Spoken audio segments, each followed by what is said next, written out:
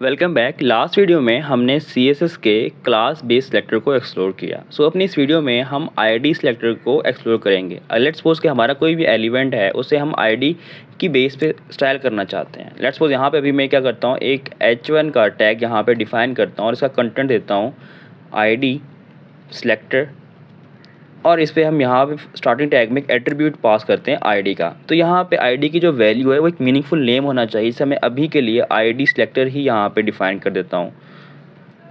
इस नेम को करेंगे हम यहाँ से कॉपी करेंगे, और कॉपी करने के बाद अपने इस एक्सटर्नल स्टाइल शीट में जाएंगे जिसे हमने लिंक किया हुआ है।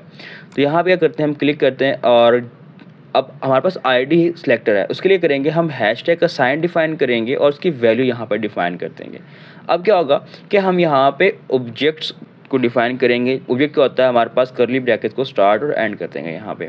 अब इस ऑब्जेक्ट में क्या होगा, हमारी अगेन वही सारी प्रॉपर्टीज़ आ जाएंगी। लास्ट टाइम मैंने प्रॉपर्टीज़ देखी, कलर चेंज करने के लिए हमने कलर की प्रॉपर्टी यहाँ पे ये कलर का नाम डिफाइन किया, उसकी वैल्यू करेंगे हम यहाँ पे कोई भी पास कर सकते हैं, जिस तरह कि मैं यहाँ से एक वैल्यू पास कर रहा हूँ। अभी क्या करेंगे, इस हम index.html की फाइल पे जाएंगे और इसको ब्राउज़र में एक्सटेंशन की हेल्प से ओपन करते हैं।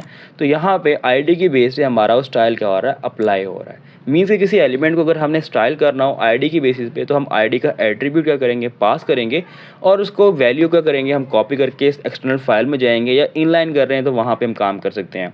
तो डिपेंड करता है कि हम कौन सी स्टाइलिंग कर रहे हैं। तो आईडी की बेसिस पे कुछ इस तरह हम उस एलिमेंट को स्टाइल कर सकते हैं।